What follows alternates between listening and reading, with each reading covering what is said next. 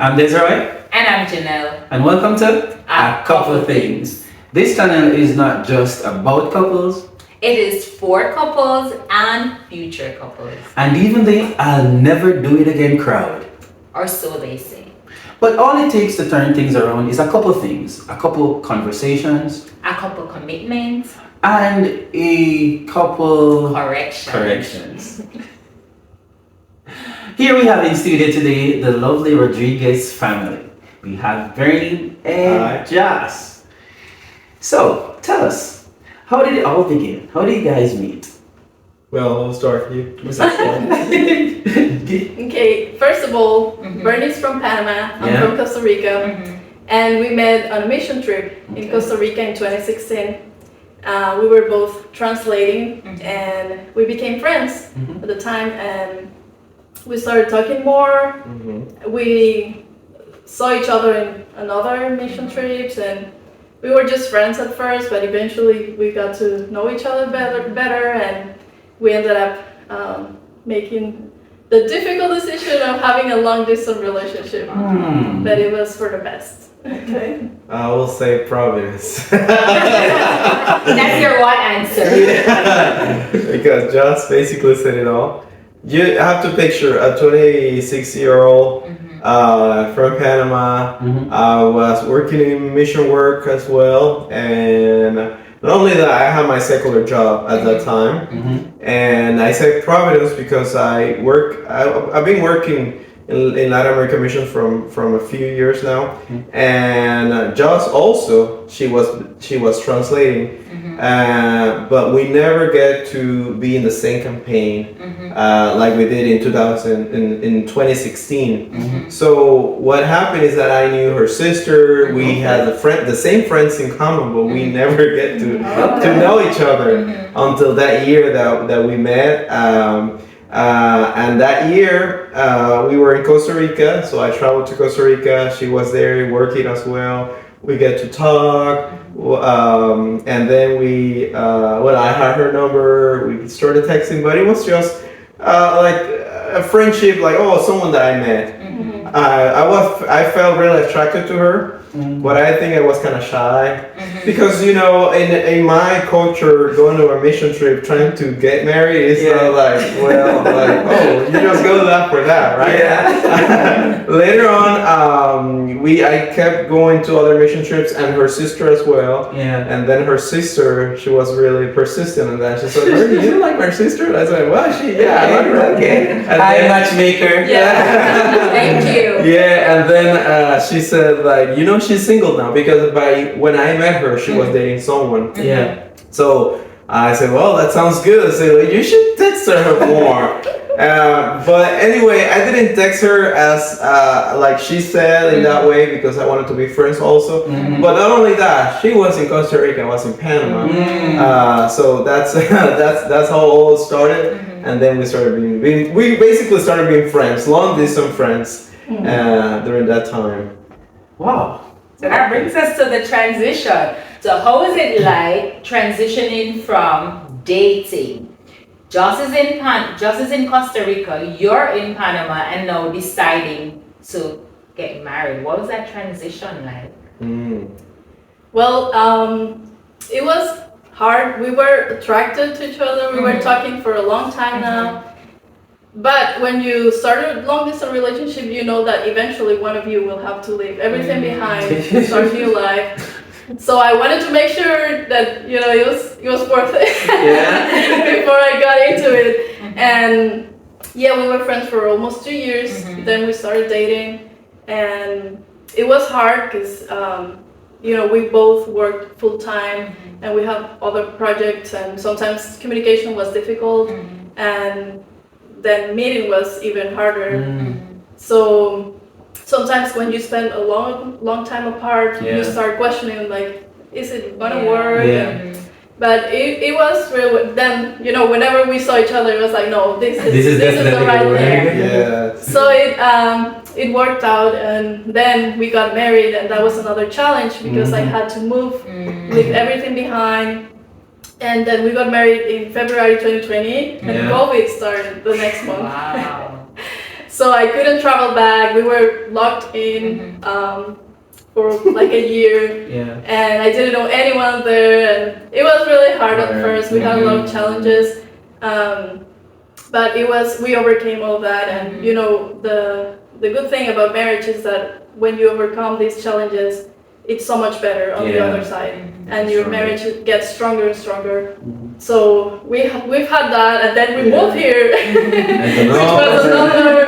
But you know, I know you probably went through the same thing. Like it was really hard at first, but then it was so much better, and it was the right decision. Yeah. For transition, Bernie, I remember you giving an account of one of the stories in terms of the travel. How was that? Overcoming that difficult travel. What were some of the things that you experienced? Let me explain that briefly. Before getting married, just a few days before getting married, I told Just, I counted the hours that we spent together in this long distance relationship, and it turns out to be a month. Like if I just took all the hours that we actually worked together next to each other, it was just a month in 4 years. And that's something to think about, because that's something that we are actually we value now in this relationship that we have. So going back to that transition, how it went to when we were friends, we kind of say that we were we like each other. And but then there was this fear, like, is this gonna work or not, or what's going to happen next? So I went there and I was with Joss, and I kind of said, like, you like to date, and started a relationship. And she said no.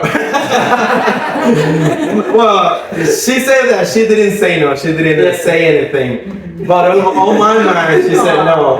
And the reason for that, it was because she was scared. You know? She was just she'd been in a relationship for a long time, and now she was starting a new one. That's one thing. And the second thing is that I was from a different country. So she started saying, I mean, how are we going to keep up with all the things that a relationship involves? Like, it's not only texting or talking, it's just being with each other, trying to know each other. So that was hard. So that's when we transitioned then. Months later, we kind of did a plan, and I again said, like, would you like to date with me and start dating? And she's like, yes. But we also, it was not like, oh, let's start dating. We had a plan. The plan was like you mentioned, okay, how many times a month minimum are we gonna see each other? And we said, like, well, only one time per month, right? And how are we gonna work with that? We get to, okay, Joss will travel 1 month, I will travel the next month. So we were traveling every month. At the beginning, it sounds good because it was expensive. And even though we're close, we're neighbor countries, it's a 45-minute plane ride or a 20-hour bus ride. I did the first times going by plane. But just keep in mind that when I traveled to Costa Rica, it was not like, oh, I just got there and I was going to be with her the whole time and then I will go back. No. Basically, when I go there, we had a plan too. It was, okay, this time that you're coming, I want you to meet my mom, my grandmother, my aunt.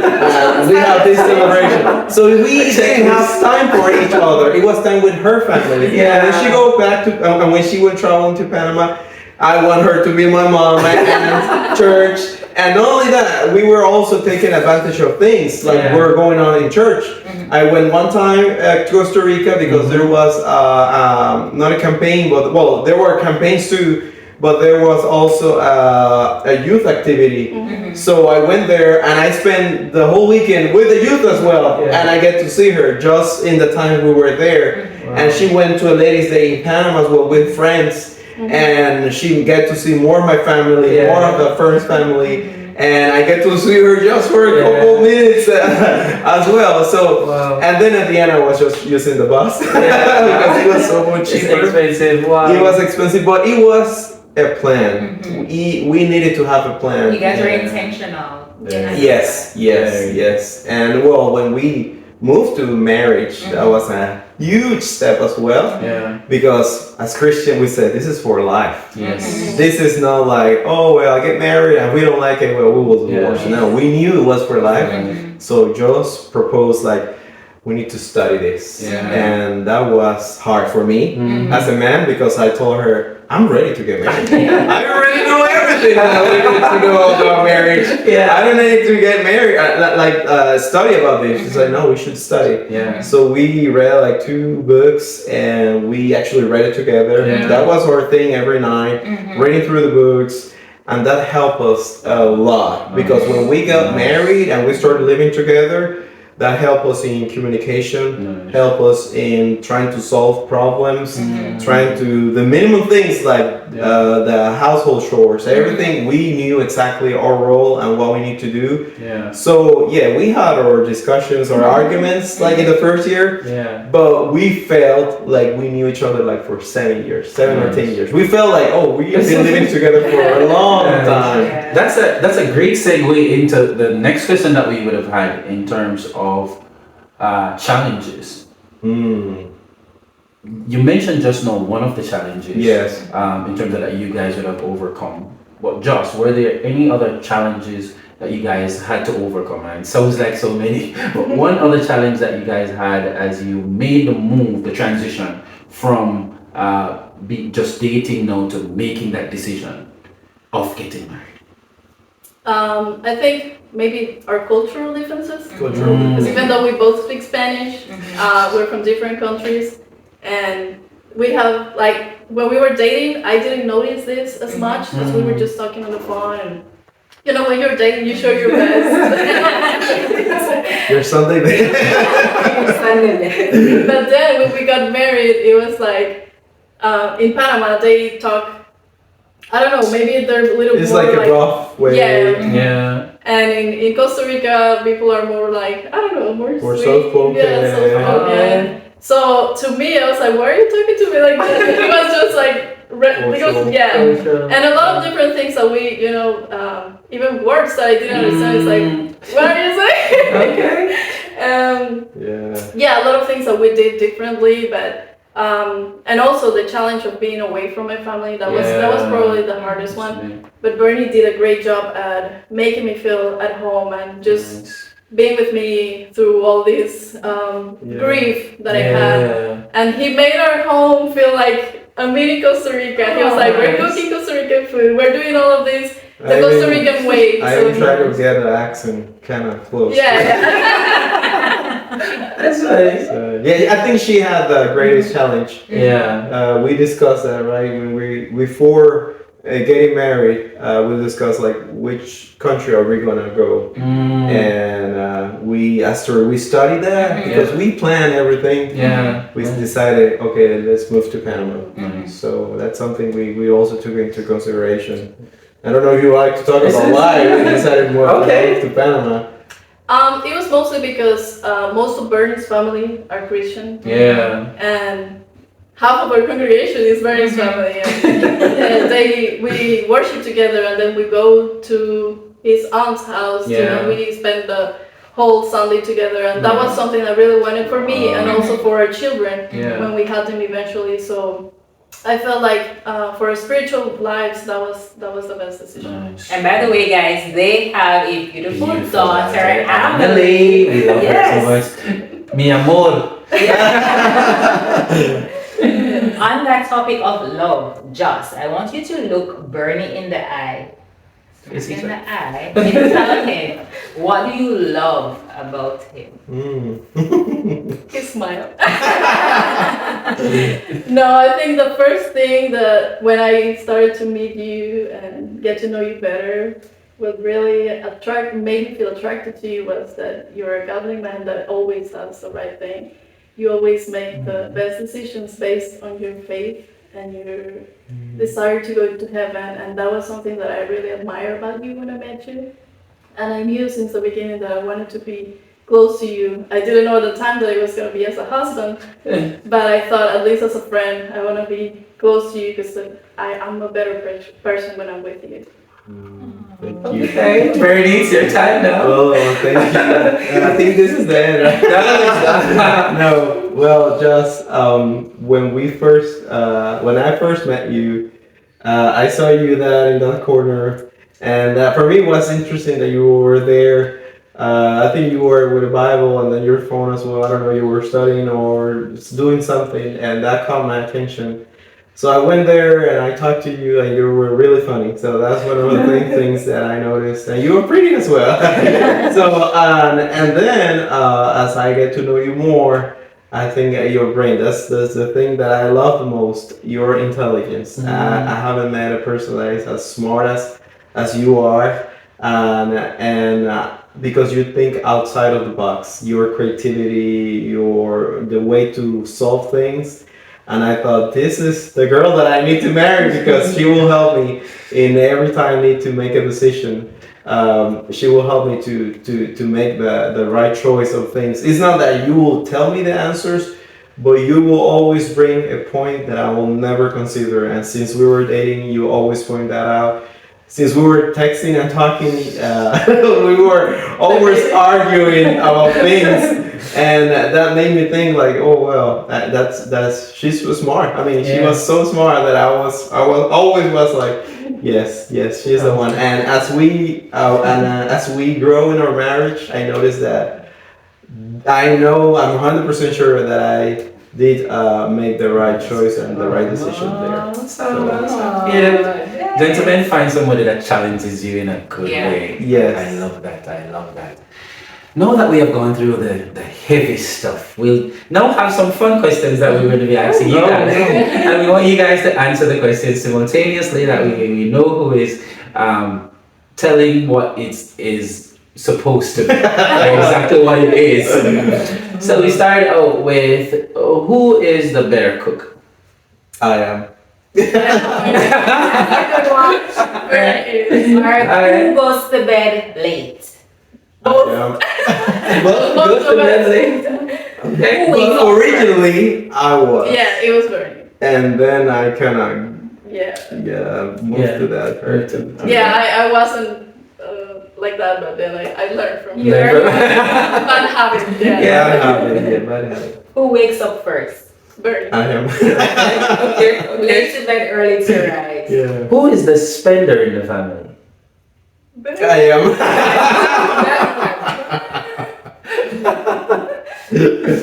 Okay. And who is the better driver? Bernie. I am. I don't drive. Okay. Awesome. Alright. So that's very insightful from the Rodriguez family. We've learned so much from them just in terms of making a long distance relationship work. It takes work, but we also see that it can work.